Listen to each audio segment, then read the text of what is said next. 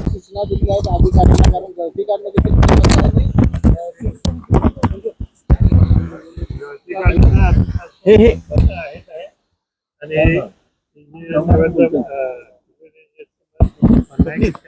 धरणाला काही धोका नाहीये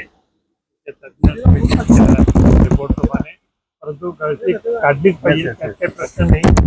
आणि ती आता मला वाटतं 15 दिवसाच्या आत 15 जानेवारी पर्यंत संक्रांत झाल्या ते सुरू करतील.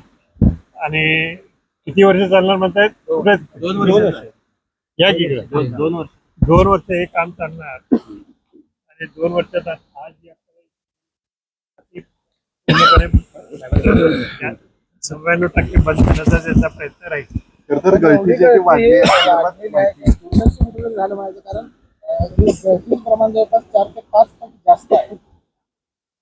हळूहळू अलीकडच्या काळात निश्चितच दुर्लक्ष झाल्यामुळे ही परिस्थिती आली आहे. आणि आता ह्या परिस्थितीतून आपल्याला बाहेर पडायचं.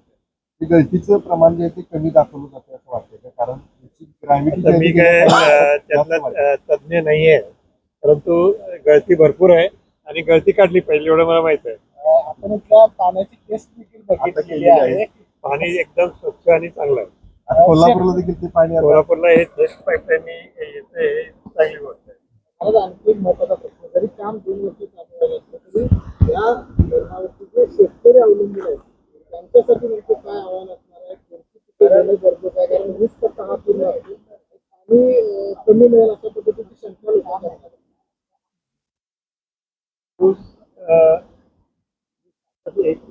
त्याला सगळ्यात जास्त पाणी लागतं हे खरं आहे. त्या परंपरा आणि त्यासाठी जे पाणी लागतं ते आता मिळतच आहे आपल्याला. परंतु भविष्यामध्ये इतर स्पीकर्सला घेणं किती होणार आहे.